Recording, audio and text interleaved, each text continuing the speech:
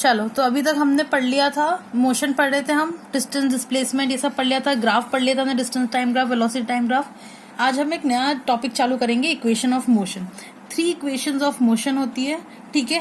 पहली होती है v is equals to u plus a t, second होती है s is equals to u t plus half a t square, और third होती है v square minus u square equals to 2as, ठीक है। ये 3 इक्वेशंस ऑफ मोशन होती है, ये न्यूटन ने दी है, ठीक है। इसका अब हम करेंगे डेरिवेशन 1 बाय 1। तो सबसे पहले हम समझते हैं इसका ग्राफ। इसका जो ग्राफ है वो ऐसा होता है कि सपोज कोई ऑब्जेक्ट है, वो ऑब्जेक्ट कुछ एक पर्टिकुलर वेलोसिटी तक यूनिफॉर्म वेलोसिटी से चल रहा था, ठीक है। फिर सडनली क्या हुआ कि उसकी वेलोसिटी में चेंज होने लग गया, उसकी जो वेलोसिटी है वो वेलोसिटी उसकी इंक्रीज होने लग गई, ठीक है। उसकी वेलोसिटी इंक्रीज हुई एक पर्टिकुलर वेलोसिटी v तक। तो जिस पॉइंट से उसकी वेलोसिटी इंक्रीज होना चालू हुई वो हो गई उसकी इनिशियल वेलोसिटी, और जिस पॉइंट तक उसकी वेलोसिटी इंक्रीज हुई वो हो गई उसकी फाइनल वेलोसिटी, ठीक है। तो इतना पार्ट हो गया u, ये पूरा जो है dc ये हो गया v, ये u है, ये पूरा v है। तो ये जो इतना बचा हुआ पार्ट है वो क्या हो जाएगा v माइनस u, ठीक है। अब हम 3 चीजें पढ़ चुके हैं।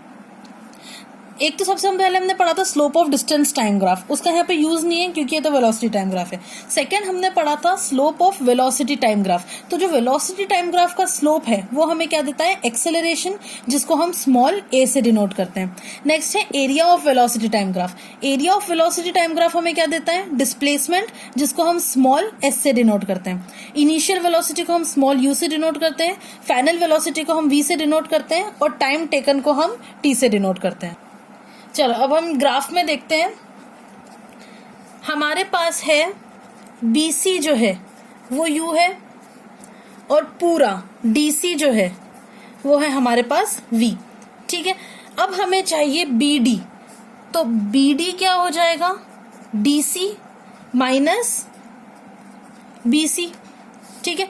DC क्या है V, BC क्या है U, तो BD हमें मिल गया V माइनस U, ठीक है। ये एक छोटा सा डेरिवेशन। अब नेक्स्ट आगे बढ़ते हैं मेन डेरिवेशन पे। हमें पता है कि जो एक्सेलरेशन होता है वो क्या होता है, change in velocity upon time taken, ठीक है।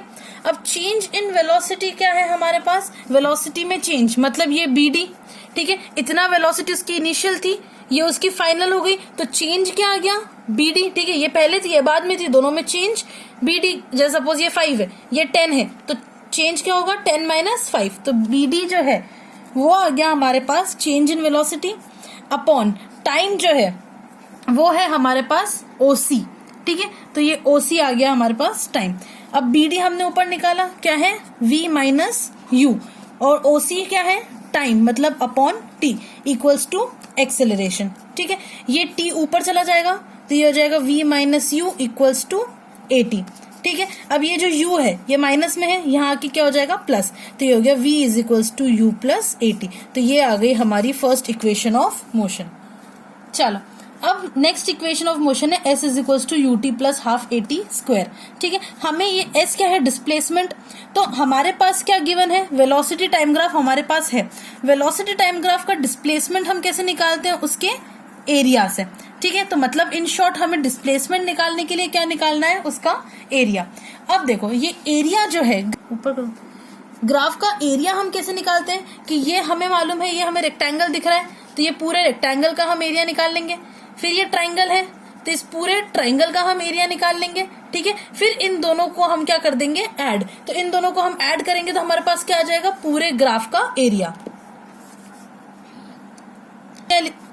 हम यहाँ लिख लेते हैं displacement equals to area of rectangle, क्या है rectangle ABOC plus area of triangle, triangle क्या है हमारे पास ABD, ठीक है। दोनों को निकाल के ऐड करना है।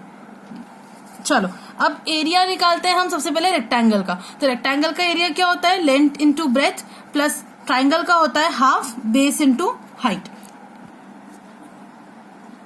चलो तो अब इसमें लेंथ क्या है AB इंटू ब्रेथ क्या है BC प्लस हाफ बेस क्या है AB इंटू हाइट क्या है BD, चलो अब इसमें हम वैल्यू सब्स्टिट्यूट करते जाते हैं। ए बी जो है वो क्या है, टाइम। ये जो ए बी है वो क्या है, ओसी जो होगा वही ए बी होगा, तो ए बी की जगह हम ओसी भी लिख सकते हैं। तो ए बी क्या आ गया हमारे पास, टाइम, इनटू बी सी जो है, बी सी क्या आ गया हमारे पास, यू। जो यहाँ पे ये जो एओ होगा वही बीसी भी होगा, तो एओ क्या है, यू, तो बीसी भी क्या आ गया हमारे पास, ये हो गया यू, ये हो गया टी, तो बीसी भी हमारे पास क्या हो गया, यू। चलो अब नेक्स्ट हाफ, ए बी जो है, ए बी हमारे पास क्या है, टी, इनटू बी डी जो है, बी डी क्या है हमारे पास, वी माइनस यू। ठीक है, ये आ गया। अब हम इसको लिख लेते हैं थोड़ा, u t plus half t into v minus u. अब from first equation, first equation कहाँ है, ये रही। फर्स्ट इक्वेशन से हमें मालूम है, अगर ये फर्स्ट इक्वेशन हम देखें तो हम इसको क्या लिख सकते हैं, v is equals to u plus a t. ठीक है, अब ये u को अगर हम वहां भेज दे तो ये क्या हो जाएगा, v minus u equals to a t. ये यहाँ पे ये रहा v माइनस यू, तो ये v माइनस यू जो है ए टी, इसकी वैल्यू हम यहाँ पर क्या कर देंगे, सब्स्टिट्यूट। तो ये हमारे पास आ गया। ये सब हम क्या निकाल रहे हैं, डिस्प्लेसमेंट निकाल रहे हैं, तो हम एस एस हर जगह लिखते जाएंगे। अब ये आ गया s equals to u t plus half, ये t तो एज इट इज है, v माइनस यू की जगह हमें क्या सब्स्टिट्यूट करना है यहाँ पे, ए टी, तो ये v माइनस यू की जगह हम क्या सब्स्टिट्यूट कर देंगे, ए टी। ये हो गया you t plus half a T into T, T square. ये आ गई हमारी सेकेंड इक्वेशन ऑफ मोशन। चलो अब है हमारी third equation of motion, v square minus u square equals to 2as। ठीक है, अब इसके लिए वापस से हमारे पास s है डिस्प्लेसमेंट, तो हमें वापस से ये रहा s, तो इसके लिए हमें वापस से क्या निकालना है, डिस्प्लेसमेंट। अब डिस्प्लेसमेंट निकालने के लिए हम क्या निकालते हैं, ग्राफ का एरिया। तो अब एक तरीके से तो हमने एरिया निकाल लिया कि रेक्टेंगल और ट्रायंगल का निकाल के हमने दोनों को क्या कर दिया, ऐड। अब दूसरा तरीका एरिया निकालने का क्या है कि ये ट्रेपेजियम, ये आप लोगों को ट्रेपेजियम दिख रहा है, ये रहा AOCD, ये एक पूरा क्या है, ट्रेपेजियम है। तो हम इसके लिए क्या करेंगे, ट्रेपेजियम का एरिया निकालेंगे। AO और DC जो है ये दो पैरेलल साइड्स है, और AB जो है वो उस ट्रेपेजियम की हाइट है। तो हम निकालेंगे एरिया ऑफ ट्रेपेजियम। तो डिस्प्लेसमेंट के लिए हम क्या निकालेंगे, एरिया ऑफ ट्रेपेजियम AODC। ठीक है, अब एरिया ऑफ ट्रेपेजियम हमें पता है क्या होता है, half into sum of parallel sides into height, half sum of parallel sides into height. ठीक है, अब पैरेलल साइड्स क्या है, हाफ, पैरेलल साइड्स कौन सी है, AO प्लस DC, ये दो पैरेलल साइड्स हैं, इंटू AB जो है वो हाइट है हमारे पास। ठीक है, हाफ AO जो है वो क्या है, U प्लस DC जो है, DC क्या है, ये पूरी V इंटू AB जो है, AB क्या है हमारे पास, T। ठीक है, ये आ गया half V plus u into t. अब देखो हमें इक्वेशन पता है, इक्वेशन क्या है, v square minus u square equals to 2as। यहाँ पे पूरी इक्वेशन में कहीं पे भी t नहीं है, लेकिन हमारे डेरिवेशन में आ रहा है t, टाइम। मतलब हमें क्या करना है, इस टाइम को यहाँ से हटाना है। ठीक है, तो हम क्या करेंगे, हम यूज करेंगे हमारी फर्स्ट वाली इक्वेशन का। फर्स्ट इक्वेशन क्या है हमारी, v is equals to u plus a t. तो इस इक्वेशन का यूज करके हम टाइम को उसमें से हटाएंगे।